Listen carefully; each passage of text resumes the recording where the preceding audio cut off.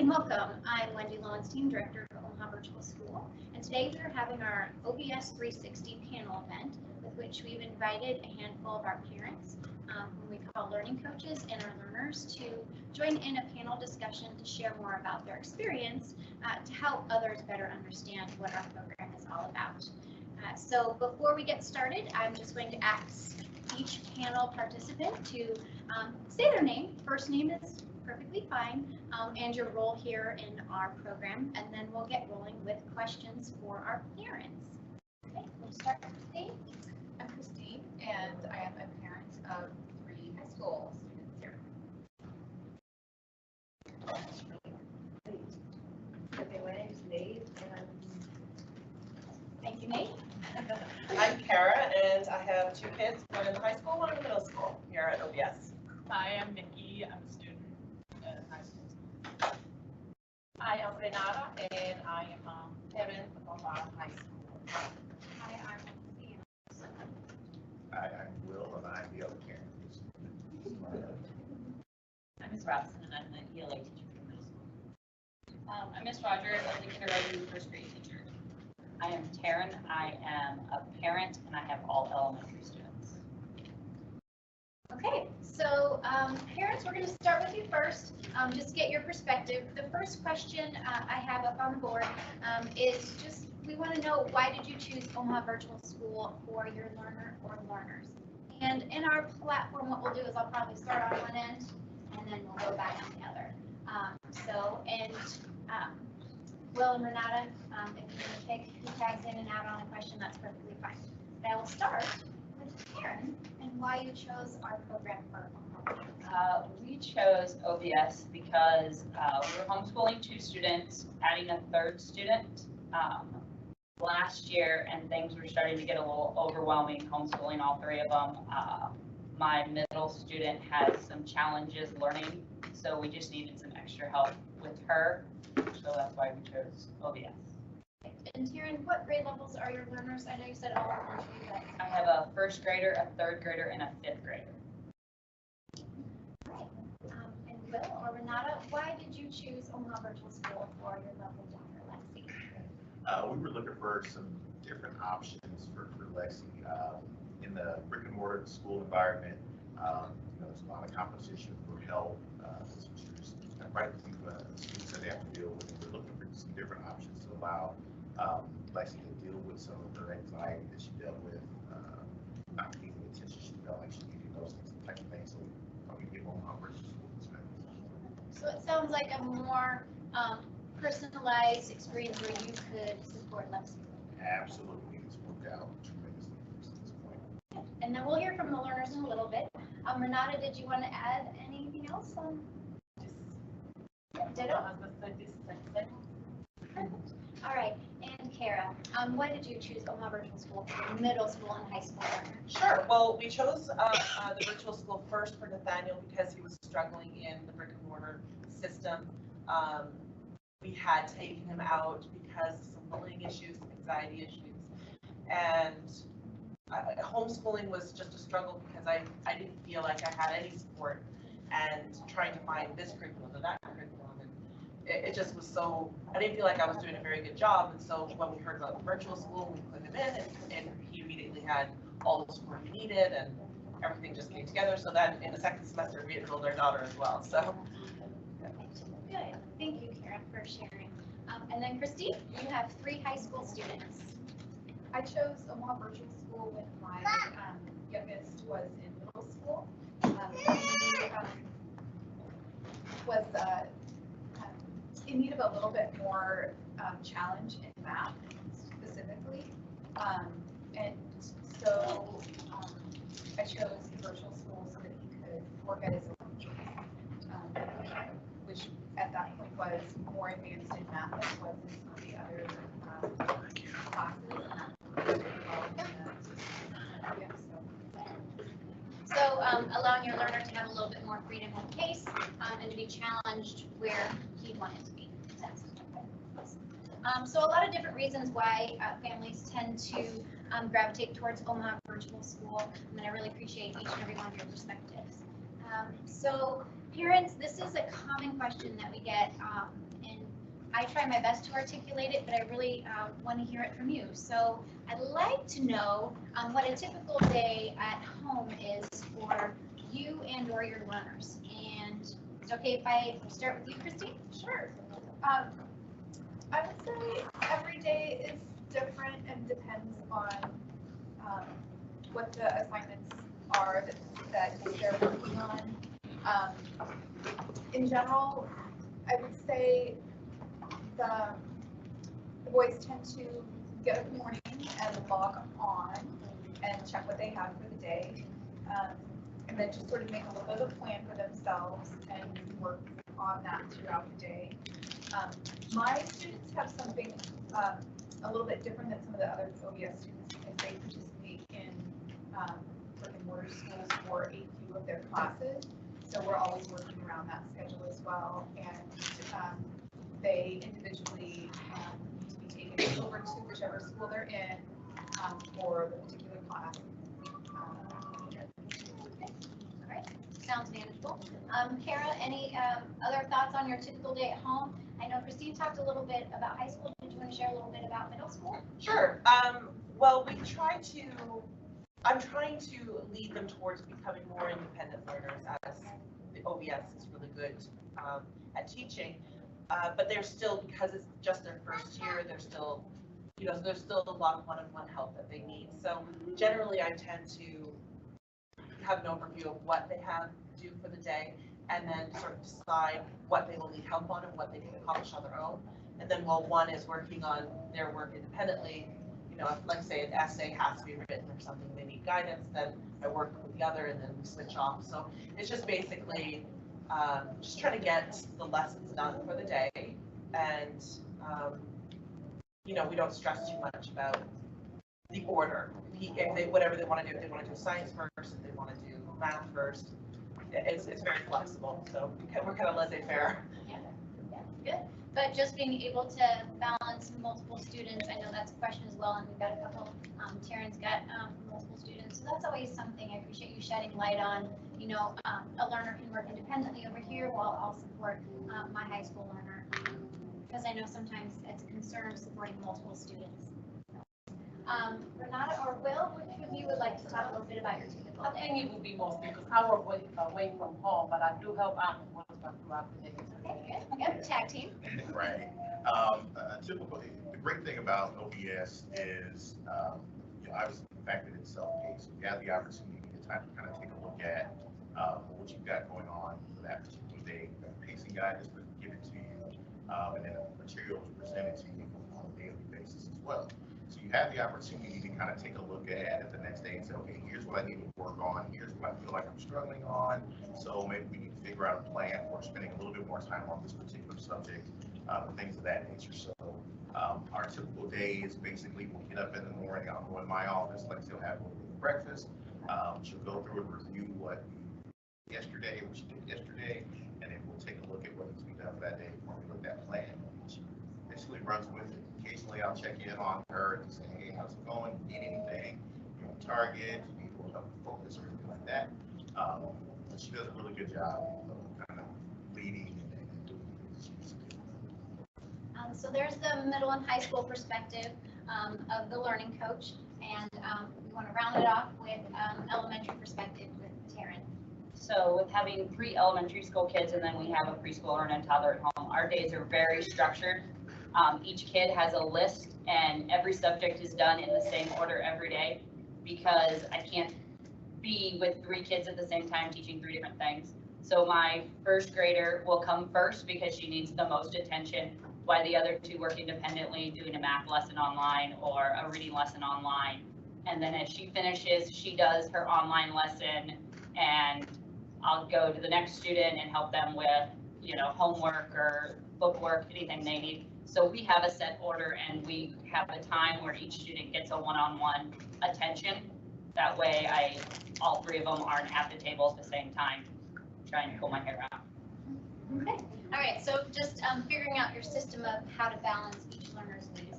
But how long do you think you figured out? How long did it take you to figure out your system? And be honest. It probably took us about 6 months. it takes a while to get used to the curriculum. When we homeschooled, so we were used to having all the books and doing the lessons at home compared to coming from a brick and mortar school.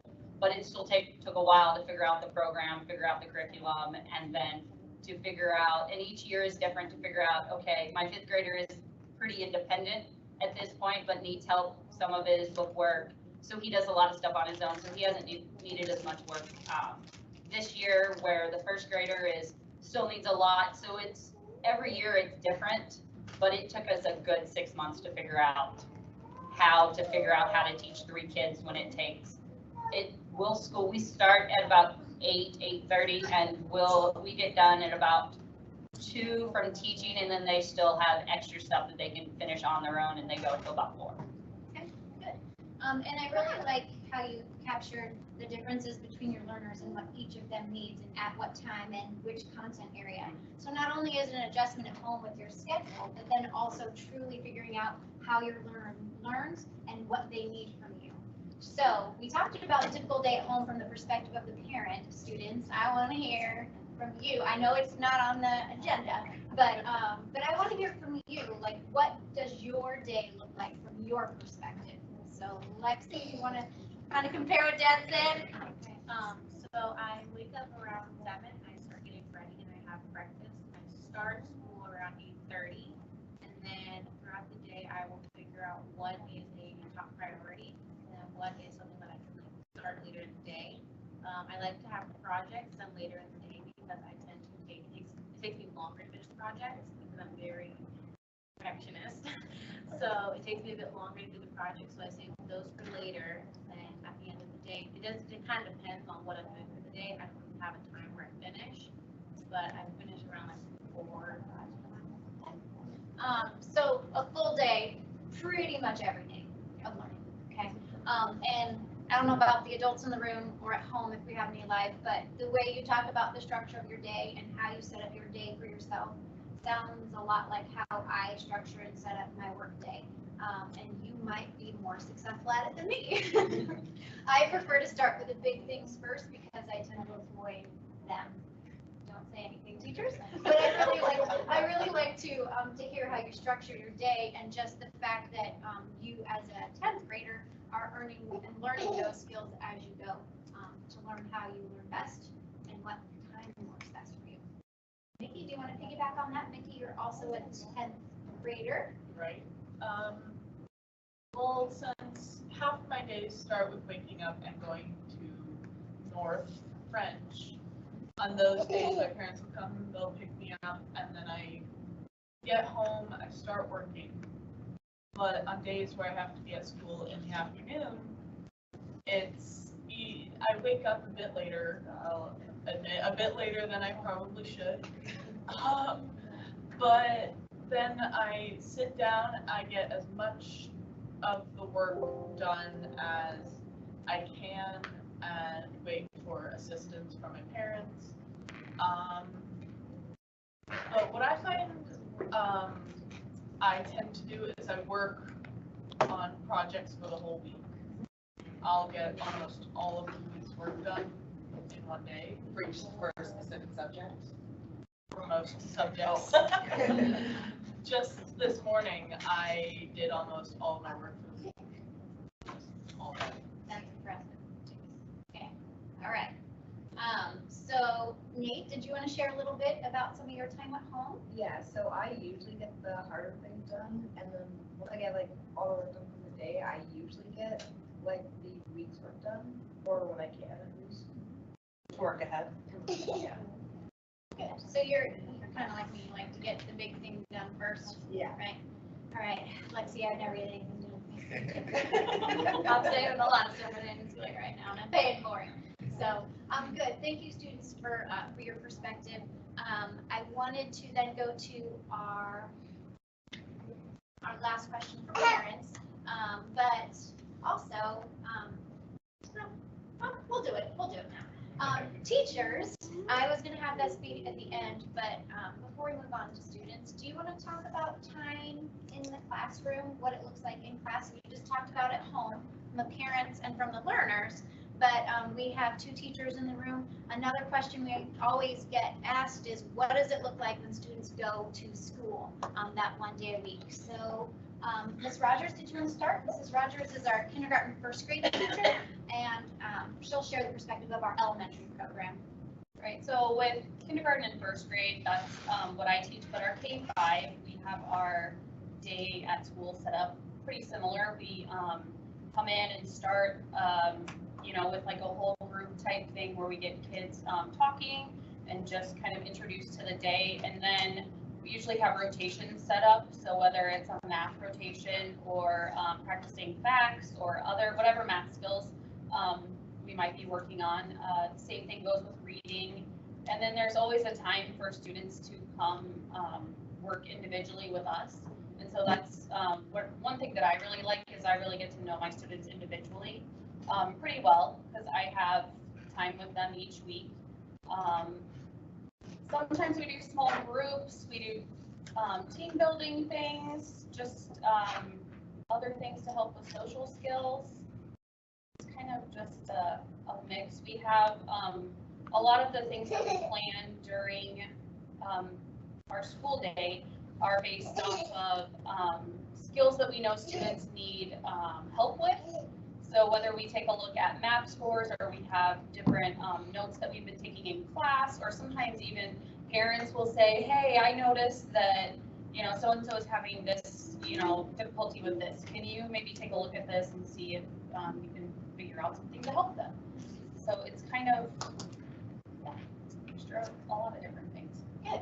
I know I was in your classroom last week, and your kindergarten first graders were working collaboratively in a Minecraft world. Can you just give an example or just share a little bit about an activity you do in class? Great. So we talk a lot about the elements of fiction and nonfiction, and so we've been talking about retelling a story, and so one of the parts of that is to identify the setting.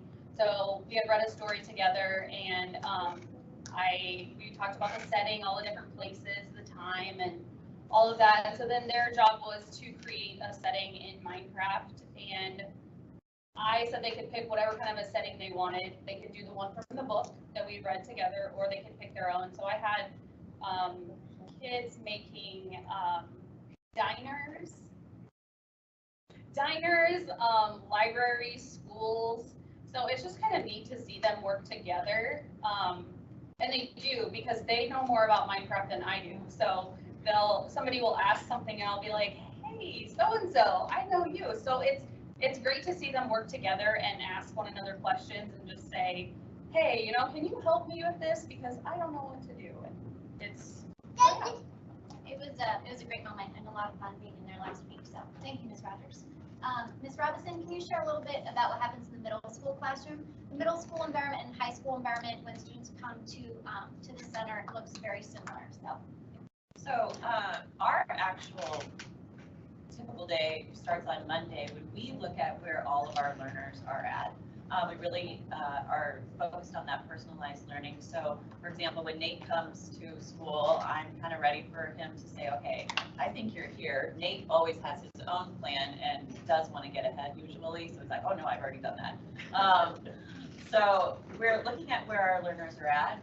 When they come, we start with a short advisory period, sort of like a homework group period, where that's our time where all of our students are together as a group. We'll work on things with social skills, different activities to get them collaborating.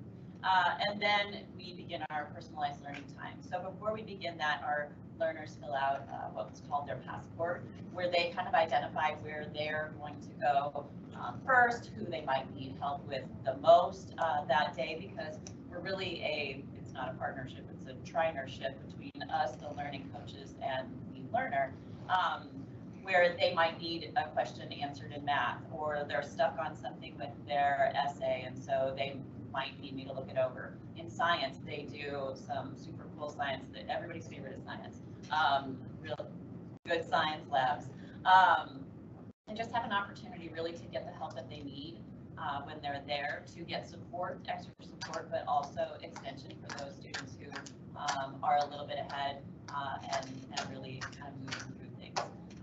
Our time goes very quickly. We're usually like, oh shoot, we have 10 minutes, guys, make sure that you're kind of where you need to be when you need to be there. But just working on the skills and getting support in the things that they need while they're with us at school. Thank you, Ms. Robinson, and I like the trinership. Thank you. I also teach ELA, so we make up a lot of words. We might just market that. All right, good. Thank you for all of your perspectives.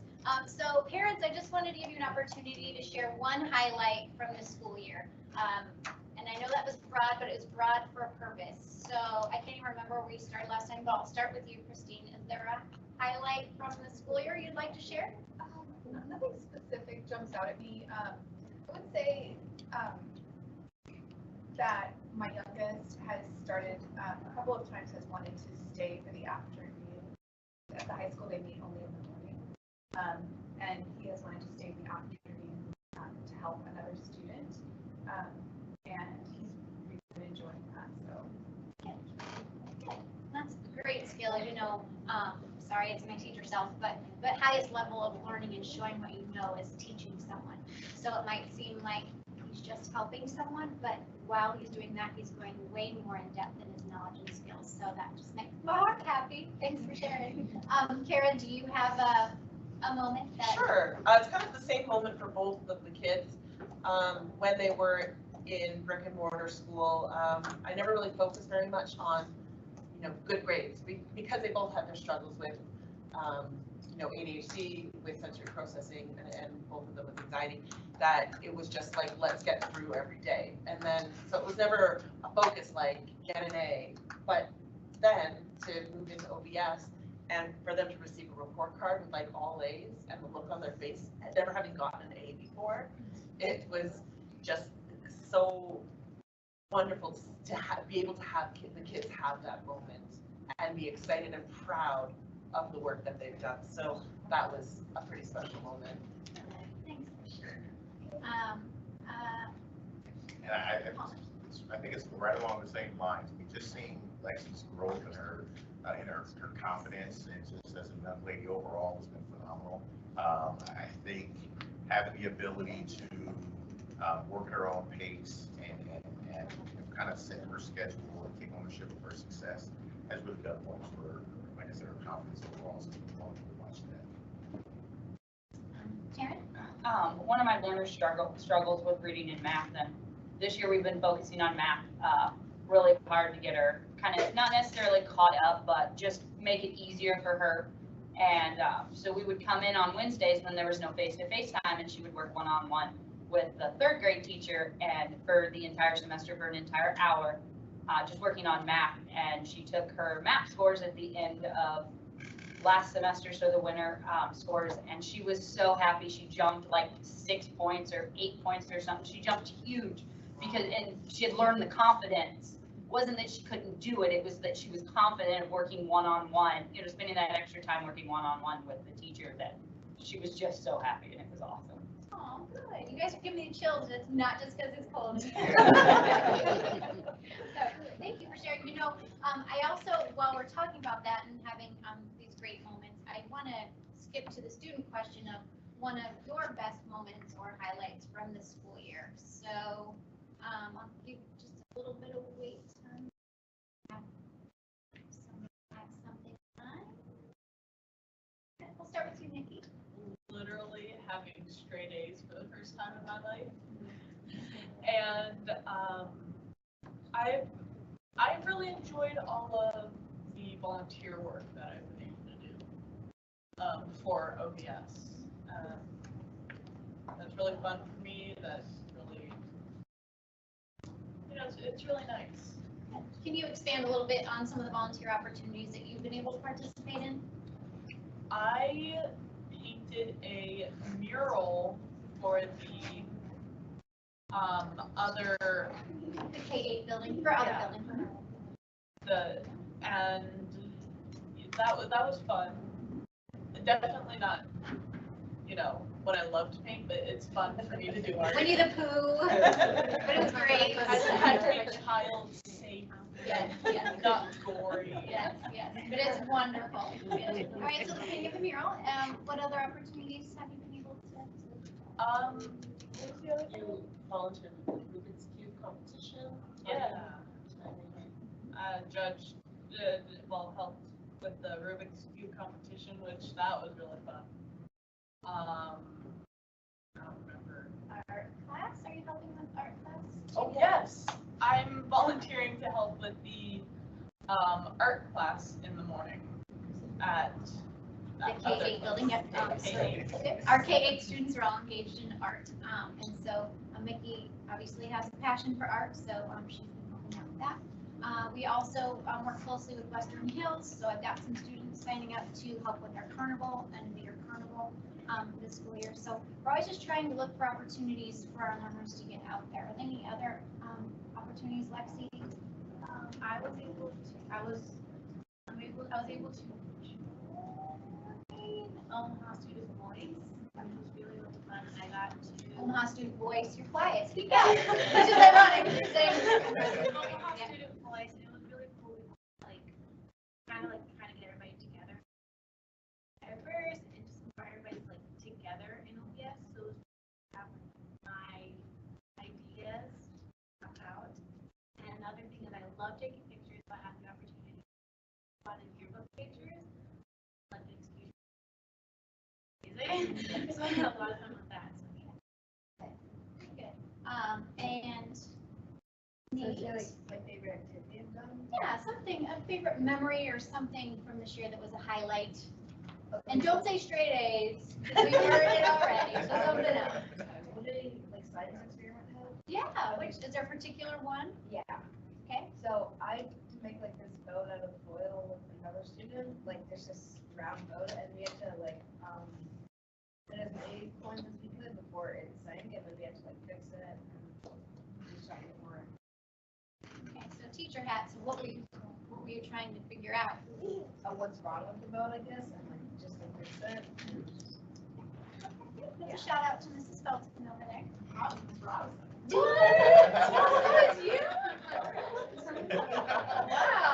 great, well, awesome. Well, obviously you made a memory, so thank you for providing that. Good, so that was one of our student questions. Students, before we move on to the other question, is there anything else you want to share about some of your favorite things from this year? Events, opportunities, no pressure. So Lexi said going to PE. Our high school students have to complete PE credits just like every other high school student. This year we've been doing PE physical education at Western Hills Elementary for the use of their gym facilities. Next year we'll be using that new, hopefully we'll be using the new Gifford Park Elementary School gym, which is just right across the street if scheduling works out. So it'll be a little more convenient. But participating in PE, most kids in brick and mortar don't necessarily look forward to it. Our kiddos get PE about once a month, face-to-face time, and the rest of their curriculum for physical education is completed at home. But they really love coming together. My favorite day to watch was badminton day, but kickball day was apparently awesome. All right. So, students, the question up on the board is, how has OBS helped you in school? How has our program helped you excel or advance in school this school year? Yeah. I got more confident in what I do, and before I would procrastinate, and now that everything is like, you can go back to everything, so it's like if you forget like what you learned one time, like or forget to write notes, you can always go back. So it's kind of like helps with remembering things and helps with studying. So it helped you not procrastinate anymore. I need to take that lesson. All right. Mickey, something that helped you in our program this semester?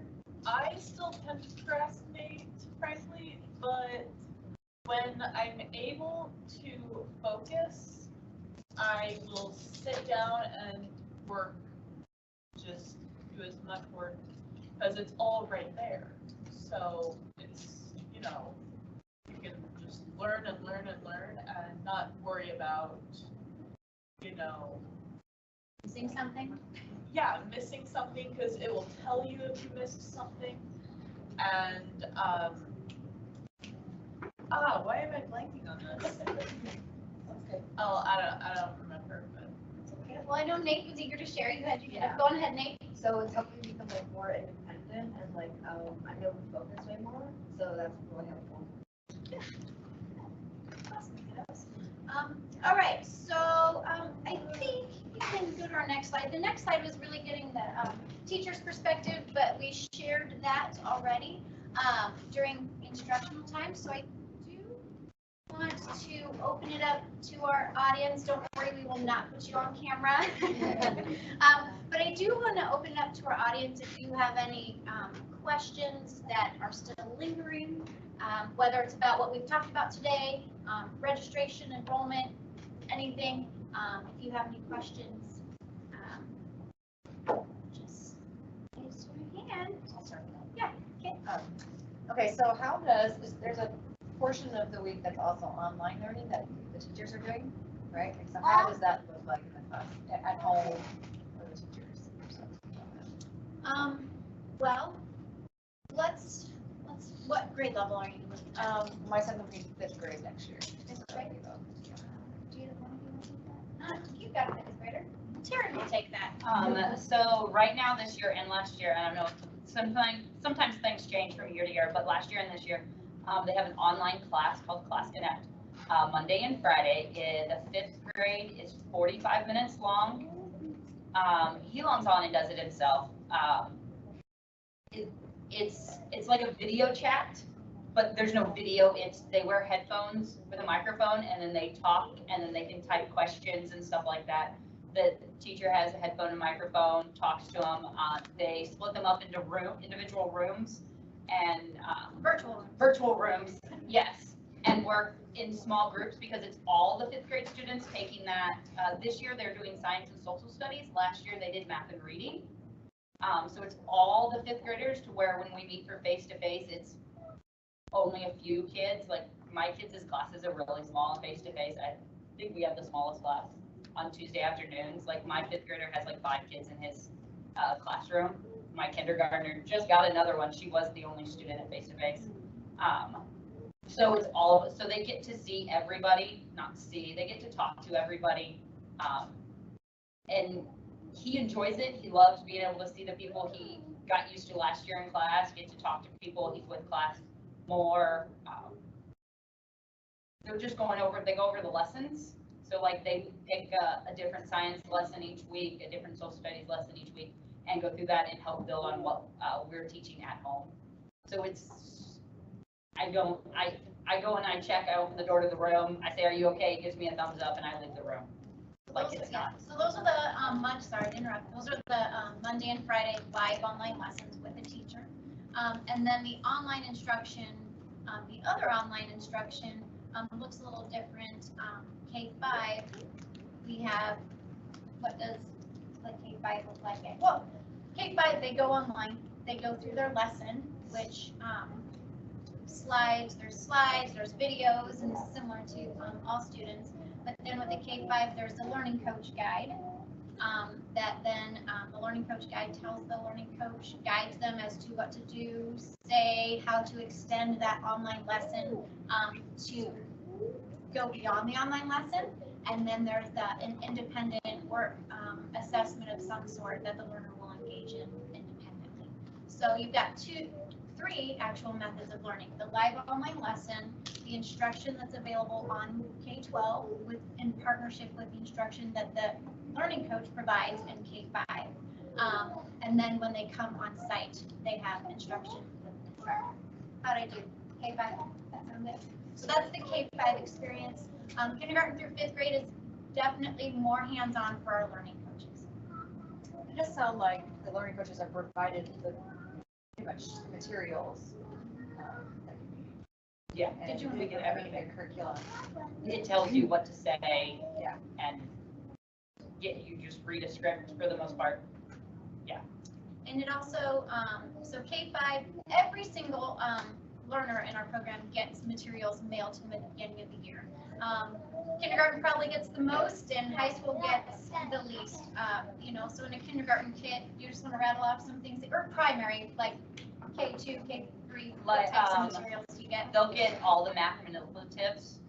So my students, each student gets 3 boxes from K through 5 because I've done every grade. So each of them get 3 boxes that are about this big, delivered to your house. So when K-12 comes, my kids are super excited because there's all this mail, and I know the UPS guy hates me because they're heavy, because they're books. So they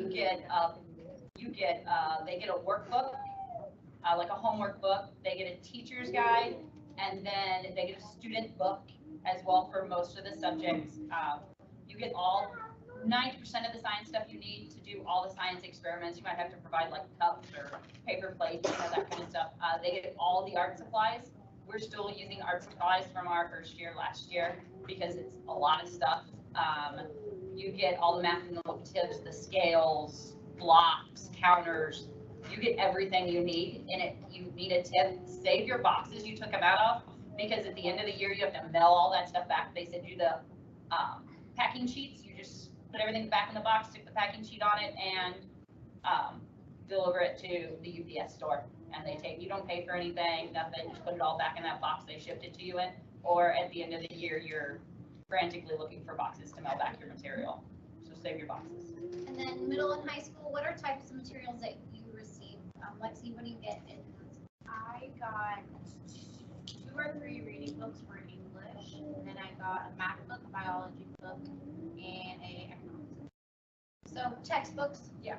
Textbooks and then novels for ELA. Also, in the middle and high school, the textbooks are available online, the online version. So learners can pick which is their best preference. And they don't disappoint. I mean, the 9th grade history books, like a typical 9th grade history book. So. Not to interrupt, OVS gives the students a laptop, gives the students a computer, headphones, and a mouse to use. K-12 gets a HP Stream. The older kids get something different, or K-5, I'm sorry, get a Stream. So OVS gives you everything you need to do it. You need Wi-Fi or an internet connection of some sort. Any other questions out there? Yep. You have a kindergartner, right? I have a first grade kindergarten. She was kindergarten last year. So was it hard, for specifically the kindergarten, was it hard to do like change from like being, a little kid playing around to like an academic setting where, you have a schedule that you have to do for school? And ours was a little different because we homeschooled, so we homeschooled preschool. So she had a 2-hour time set where we sat down and did it. The K-12 program is difficult. It took her a little while to figure it out and stuff like that. But for us, it wasn't because we were doing preschool, we were setting down. I would suggest wait until they're older, like 6 instead of 5, because it does yes, my kindergartner, 5 hours is about average of what she had to, between book work, computer work, and teaching. It took at least 5 hours every day. Yeah. And I really like that too. And I might have each of you, and then I know we could talk about this all day because it's really good stuff. But I do want to learn a little bit more about your learning environments at home. What does that look like? And it varies in our community what each learning environment looks like because each of our learners are different. So do you want to? Well, yeah, go ahead. We'll start with K-5. We have a schoolroom. So each of my 3 students that are doing school right now have a desk. So does my preschooler. But we have a schoolroom. They each have it's just a long desk on the wall. They each have a cubby. And then we have a table. So when I work with them, they come to the table. We do stuff together. They take it back to the desk. When they need quiet, like my son will come times, the younger kids are being loud as we're talking. He will take his books and go to his bed. He'll go to my room. He'll go to the landing on the steps. He can take it's nice, the laptop, as long as it's charged, he can take it anywhere he wants to go.